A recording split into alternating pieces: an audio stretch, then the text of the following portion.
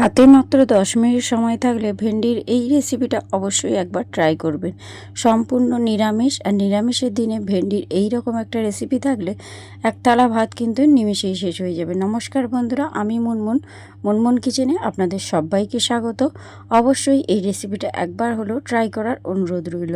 তো এই ভেন্ডির রেসিপিটা তৈরি করার জন্য এখানে কিন্তু আমি 250 মতো ফ্রেশ তাজা ভেন্ডি নিয়ে নিয়েছি। আর এই ভেন্ডিগুলো দেখুন একেবারে কিন্তু নরম ভেন্ডি। তো এবারে এই ভেন্ডিগুলোকে গোটা অবস্থাতেই কিন্তু খুব ভালো করে ধুয়ে নিতে হবে, কারণ ভেন্ডি কিন্তু কাটার পর ধোয়া যাবে না। তাহলে কিন্তু ভেন্ডির মধ্যে যে একটা হড়হড়ে ভাব থাকে, তার জন্য ভেন্ডিটা কিন্তু খুব ভালো করে রান্না করা যাবে না। তার জন্যই ভেন্ডির যে কোনো রেসিপি, নিরামিষ হোক বা আমিষ হোক, ভাজি হোক, যাই কিছুই করবেন না কেন, আগে কিন্তু ভেন্ডিটাকে এরকম গোটা অবস্থাতে ধুয়ে নেবেন। তাহলে কিন্তু রেসিপিটা তৈরি করতে খুব ভালো হবে। তো এখানে দেখুন আমি কিন্তু গোটা অবস্থাতেই ভেন্ডিগুলোকে ভালো করে পরিষ্কার করে ধুয়ে নিয়েছি। এবারে এই ভেন্ডিগুলোকে আমি কিন্তু সুন্দর করে একটু কেটে নেব। তো ভেন্ডিগুলোকে আমি এরকম গোটা গোটা করেই কেটে নিচ্ছি। তবে আপনাদের এটা পছন্দ, আপনারা চাইলে কিন্তু ভেন্ডিটাকে ভাগ করেও এটা রান্না করতে পারেন। তো আমি কিন্তু ভেন্ডির প্রথমের দিকে যে শক্ত অংশটা, তলার দিকে যে একটুখানি ছোট অংশ থাকে, সেগুলো কিন্তু কেটে ছুরির সাহায্যে বাদ দিয়ে দিচ্ছি। আপনারা চাইলে এই কাজটা বটির সাহায্যেও করতে পারেন, তাতে কিন্তু কোনো সমস্যা নেই। তো এইভাবে দেখুন আমি কিন্তু সব কটা ভেন্ডি একই রকমভাবে কেটে নিচ্ছি। তো এইখানে দেখুন একটা কথা বলে রাখি, যে ভেন্ডিটা কিন্তু অবশ্যই আপনারা আগে এভাবে ধুয়ে তারপরে রান্নাটা করবেন। তো আপনাদের সঙ্গে কথা বলতে বলতে দেখুন আমার কিন্তু সব কটা ভেন্ডি একই রকমভাবে কাটা হয়ে গিয়েছে। এবারে এগুলোকে আমি একটা প্লেটের মধ্যে তুলে নিচ্ছি। আপনারা তো ভেন্ডির অনেক রকম রেসিপি খেয়েছেন, তবে অবশ্যই একবার আমার এই রকমভাবে ভেন্ডি রান্নাটা আপনারা বানিয়ে দেখবেন। নিরামিষের দিনে কিন্তু একেবারে জমে যাবে। আর আপনারা হয়তো ভাবছেন যে এটা নিরামিষ হলে এর স্বাদ হয়তো আঁশমিষের থেকে অনেক আলাদা হবে, কিন্তু না বন্ধুরা, এটা কিন্তু কেউ সহজে ধরতেই পারবে না যে এটা নিরামিষভাবে তৈরি। তো এই রেসিপিটা তৈরি করার জন্য এখানে কিন্তু আমি মশলাটা আগে তৈরি করে নিচ্ছি। নিয়ে নিলাম কালো সর্ষে 1 চামচ, আর এখানে সাদা সর্ষে নিয়েছি 2 চামচ মতো। দিয়ে দিচ্ছি কিছুটা পরিমাণে কাজু, আর এখানে অবশ্যই কাজুটা দেবেন, কাজুটা স্কিপ করবেন না। আর এখন এর মধ্যে দিয়ে দেব সামান্য অল্প পরিমাণে একটু জল, দিয়ে মিক্সির ঢাকনাটা লাগিয়ে খুব সুন্দর করে একটা পেস্ট তৈরি করে আসছি। তো দেখুন বন্ধুরা, আমার কিন্তু এখানে মশলাটা সম্পূর্ণ রেডি হয়ে গিয়েছে। ঠিক এইভাবেই কিন্তু পেস্টটা তৈরি করতে হবে। আর এখানে বন্ধুরা কাজুটা কিন্তু একদম স্কিপ করবেন না।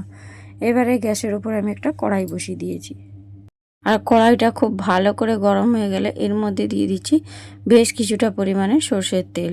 আর তেলটা কিন্তু একেবারে ধোঁয়া ওঠা গরম করে নিতে হবে। এবারে তেলটা গরম হয়ে গেলে একটা খুন্তি দিয়ে ওই তেলটা কিন্তু কড়াইয়ের গায়ে বুলিয়ে নিতে হবে।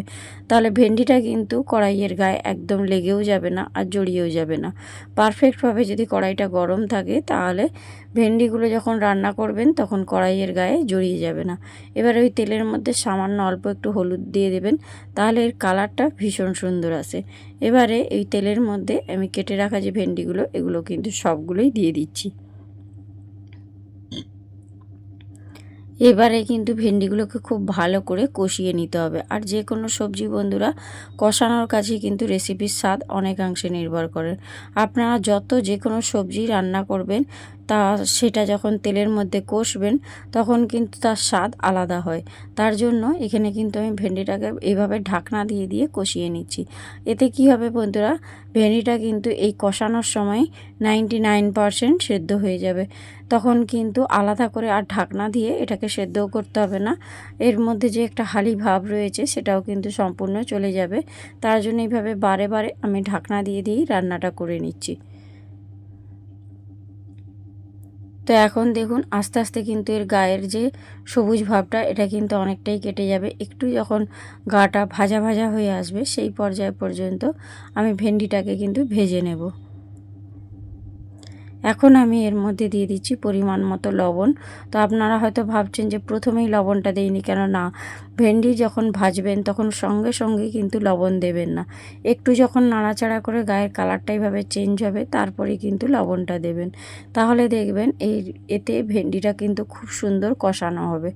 এতে ভেন্ডিটা কিন্তু ভেঙেও যাবে না, আর অনেকের দেখবেন রান্না করার পর কিন্তু ভেন্ডিগুলো একেবারে গলে যায়, সেরকমও কিন্তু হবে না। তো এইভাবে দেখুন আমি কিন্তু ঢাকনা দিয়ে দিয়ে ভেন্ডিটাকে কষিয়ে নিয়েছিলাম। এর জন্য কিন্তু গায়ের কালারটা অনেকটাই চেঞ্জ হয়ে গিয়েছে। আর ভেন্ডিটা ভাজার পরও দেখুন অনেকটা তেল রয়েছে, তবে রান্নাটা কিন্তু ওই তেলেই আমি করে নেব। আর সম্পূর্ণ রান্নাটা আপনারা চেষ্টা করবেন সর্ষের তেলে করার, কারণ সর্ষের তেলের কিন্তু একটা আলাদা মাত্রা রয়েছে। এখন দেখুন ভেন্ডিগুলো কালার কিন্তু চেঞ্জ হয়ে গিয়েছে, এবারে সম্পূর্ণ ভাজা কমপ্লিট হয়েছে। এবারে কিন্তু ভেন্ডিগুলো আমি একটা চিমটের সাহায্যে তুলে নিচ্ছি একটা পাত্রের মধ্যে। ভিডিওটা কিন্তু শেষ পর্যন্ত দেখার অনুরোধ রইল, কারণ ভিডিওটা যদি স্কিপ করে দেখেন তাহলে কিন্তু মূল রেসিপিতে আমি কি দিচ্ছি সেটা আপনারা জানতে পারবেন না, তাহলে পারফেক্টভাবে রেসিপির কিন্তু স্বাদটাও তৈরি হবে না। এখানে দেখুন সব কটা ভেন্ডি কিন্তু আমার ভাজা হয়ে গিয়েছে। এবারে ওই তেলের মধ্যে আরও কিছুটা পরিমাণ আমি তেল অ্যাড করে দিলাম। এবারে আমি এখানে একটু ফোড়ন দেব। ফোড়নে দিয়ে দিচ্ছি 5 ফোড়ন, সামান্য অল্প পরিমাণে একটু 5 ফোড়ন দিয়েছি। এতে দেখবেন ভীষণ সুন্দর একটা ফ্লেভার আসবে। আর ফোড়নটা একটু ভাজা হয়ে গেলে এর মধ্যে দিয়ে দেব একটা গোটা শুকনো লঙ্কা। তো ব্যাস বন্ধুরা, ফোড়নে কিন্তু আর কিছুই এখন দেব না। একটু ভাজা হয়ে গেলে এর মধ্যে একটা বড় সাইজের টমেটো আমি কিন্তু কেটে নিয়েছিলাম, সেই কেটে রাখা টমেটোটা এখন ওই তেলের মধ্যে দিয়ে দিলাম। আর তেলের মধ্যে টমেটোটা নাড়াচাড়া করতে করতে দেখবেন টমেটোটা কিন্তু অনেকটা পরিমাণে গলে যাবে। তো এই পর্যায়ে দেখুন তেলের মধ্যে টমেটোটা দিয়েছিলাম, এর জন্য টমেটোটা কিন্তু অনেকটাই গলে গিয়েছে। আর এইভাবে যদি তেলের মধ্যে টমেটো দেন তো এইভাবে যে কোনো রেসিপির কালার এত সুন্দর হবে যে এর জন্য আলাদা কোনো কিন্তু আপনাদেরকে কাশ্মীরি লাল লঙ্কার গুঁড়ো ব্যবহার করতে হবে না। এবারে আমি যে পেস্ট করে রেখেছিলাম সেই মশলাটা সম্পূর্ণই দিয়ে দিয়েছি। আর ওই পেস্ট করা মশলার মধ্যেই আমি দিয়ে দিয়েছিলাম 1/2 চামচ হলুদের গুঁড়ো আর 1/2 চামচ লঙ্কার গুঁড়ো। আর কিচ্ছু দেইনি বন্ধুরা। আর মিক্সির বাটিটা এখন ধুয়ে সামান্য অল্প পরিমাণে একটু জল দিয়ে দিলাম, দিয়ে খুব ভালো করে এখন মশলাটা কষিয়ে নিতে হবে। যতক্ষণ না মশলা থেকে সম্পূর্ণ তেল ছেড়ে আসছে ততক্ষণ পর্যন্ত মশলাটাকে একদম লো ফ্লেমে কষিয়ে নেবেন। আর এখানে যেহেতু কাজু বাটা দেওয়া আছে, গ্যাসের ফ্লেমটা কিন্তু একদম লো ফ্লেমে রাখবেন, নচেত কিন্তু মশলাটা পুড়ে যেতে পারে, কারণ কাজু কিন্তু খুব তাড়াতাড়ি তলায় ধরে যায়।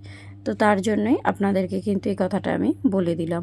এবারে এখানে আমি স্বাদ মতো কিন্তু লবণটা অ্যাড করে দিলাম, দিয়ে কিন্তু বেশ সুন্দর করে মশলাটা কষিয়ে নিচ্ছি যতক্ষণ না মশলা থেকে তেল ছেড়ে বেরিয়ে আসছে।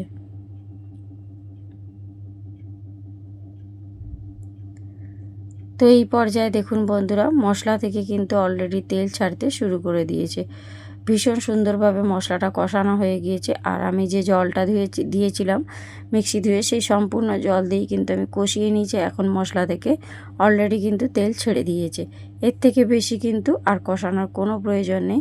এবারে ভেজে রাখা ভেন্ডিগুলো এখন ওই মশলার মধ্যে দিয়ে দিলাম, দিয়ে খুব ভালো করে ওই মশলার সঙ্গে ভেন্ডিগুলোকে কষিয়ে নিতে হবে, যাতে সম্পূর্ণ মশলাটা ভেন্ডির মধ্যে প্রবেশ করে, তাহলে কিন্তু খেতে ভীষণ ভালো লাগবে। কারণ ভেন্ডিগুলো যেহেতু আমি কাটিনি, গোটা গোটাই রেখেছি, তার জন্য এই মশলা দিয়ে একটু কিছুটা সময় মশলার মধ্যে এইভাবে ভেন্ডিটা কষিয়ে নেবেন। আর এই রান্নাটা করতে কিন্তু খুব একটা বেশি সময় লাগে না বন্ধুরা, মাত্র হাতে 10 মিনিট সময় থাকলে এরকম একটা সুন্দর চটপটা ভেন্ডি রেসিপি তৈরি হয়ে যাবে। আর যা খেতে কিন্তু অসাধারণ লাগে, ভাত, রুটি, পরোটা সমস্ত কিছুর সঙ্গেই কিন্তু এই ভেন্ডির রেসিপিটা দারুণ লাগে। তো এখন দেখুন মশলাটা দিয়ে কষতে কষতেও কিন্তু মশলা থেকেও তেল ছাড়তে শুরু করে দিয়েছে। কোনো রকম জল দেবেন না, এইভাবে মশলার মধ্যেই কিন্তু ভেন্ডিটাকে কষবেন, তাহলে দেখবেন আস্তে আস্তে কিন্তু তেল ছাড়তে শুরু করে দেবে। এই পর্যায়ে দেখুন সুন্দরভাবে যখন আমার ভেন্ডি দিয়ে মশলাটা কষানো হয়ে গিয়েছে, এর মধ্যে যখন তেল ছাড়তে শুরু করে দিয়েছে, এখন আমি একটা বাটির মাপ করে দিয়ে দিলাম 1 বাটি কুসুম গরম জল। এখানে ঠান্ডা জল ব্যবহার করবেন না, এই জলটা কিন্তু আমি আগে থেকেই গরম করে রেখেছিলাম। একদম কুসুম গরম জল দিলে কিন্তু রেসিপির স্বাদটা একেবারে আলাদা হয় আর খেতে দারুণ লাগে। তো এখানে ঠান্ডা জল ব্যবহার না করে অল্প কুসুম গরম জল দিয়েছি। আর এভাবে নাড়াচাড়া করে কিন্তু এবার মশলার মধ্যে একটু ফুটিয়ে নেব। তাহলে কি হবে, মশলাটা ভেন্ডির মধ্যে প্রবেশ করবে, খেতে ভীষণ ভালো লাগবে। আর এখন দিয়ে দিলাম হাফ চামচ মতো ধনিয়ার গুঁড়ো। হ্যাঁ বন্ধুরা, ধনিয়ার গুঁড়োটা কিন্তু আমি যখন মশলা কষি তখন দেইনি। আর কারণ এখানে ধনিয়ার গুঁড়োটা কিন্তু কষিয়ে দিলে ধনিয়া গুঁড়োর যে একটা সুন্দর স্বাদ আছে সেটা কিন্তু চলে যাবে। তার জন্য ধনিয়া গুঁড়োটা আপনারা এইভাবেই পরে দেবেন, যখন এই মশলার মধ্যে জলটা ঢেলে দেবেন তারপরেই। এইভাবে কিন্তু দিয়ে রান্নাটা করলে খেতে দারুণ লাগে, আর এক থালা ভাত কিন্তু নিমেষেই শেষ হয়ে যাবে। এই পর্যায়ে দেখুন এটা কিন্তু ফুটতে শুরু করে দিয়েছে। এভাবে কিন্তু 3 মিনিট মতো আমি একটু ফুটিয়ে নেব, তাহলেই দেখবেন এই ভেন্ডির রেসিপিটা পারফেক্টভাবে তৈরি হয়ে যাবে। আজকে আমি একদম সম্পূর্ণ নিরামিষ একটা ভেন্ডির রেসিপি আপনাদের সঙ্গে শেয়ার করছি। আর রেসিপি যদি ভালো লেগে থাকে তাহলে বন্ধুদের মধ্যে প্রচুর প্রচুর শেয়ার করে দেবেন। আপনাদের একটা কমেন্ট আমাকে কিন্তু ভিডিও বানাতে উৎসাহ করে। এখন আমি সবার শেষে দিয়ে দিলাম সামান্য অল্প পরিমাণে একটু চিনি, আর চিনিটা দিয়েও কিন্তু আবারও একটু ফুটিয়ে নিচ্ছি। এখানে চিনিটা দেওয়ার কারণ হলো চিনিটা স্বাদটা ব্যালেন্স করে। আর আপনারা যদি চিনিটা না খেতে চান একেবারে কিন্তু স্কিপ করে দিতে পারেন, তবে চিনিটা দিলে আমার মনে হয় স্বাদটা ব্যালেন্স হবে, খেতে ভীষণ ভালো লাগবে। এবার যাই দেখুন গ্যাসের ফ্লেমটা কিন্তু আমি টোটালি বন্ধ করে দিয়েছি। আর এই যে গ্রেভিটা দেখছেন, গ্রেভিটা কিন্তু একটু ঠান্ডা হলে আরও বসে যাবে। তো এই পর্যায়ে কিন্তু আমি গ্যাসের ফ্লেমটা বন্ধ করে দিয়েছি। ভেন্ডির রেসিপিটা কিন্তু একেবারে রেডি। এবারে এটাকে কিন্তু গরম গরম একটা পাত্রের মধ্যে সার্ভ করছি। তো দেখুন বন্ধুরা, দেখতে কতটা লোভনীয় হয়েছে, আর কালারটা দেখে নিশ্চয়ই বুঝতেই পারছেন। আমি কিন্তু এর কালার করার জন্য আলাদা করে কাশ্মীরি লঙ্কার গুঁড়ো ব্যবহার করিনি। ওই যে তেলের মধ্যে আমি টমেটোটা দিয়েছিলাম, তার জন্য একটা সুন্দর কালার হয়েছে। দেখুন দেখতে কতটা লোভনীয় হয়েছে। তো আজকের মতো আমি ভিডিওটা এখানেই শেষ করব। দেখা হচ্ছে নেক্সট রেসিপির সঙ্গে। তো আপনারা অবশ্যই যদি রেসিপি ভালো লেগে থাকে বন্ধুদের মধ্যে শেয়ার করে দেবেন। তো আজকের মতো আসি বন্ধুরা, টাটা বাই বাই, সুস্থ থাকবেন, ভালো থাকবেন।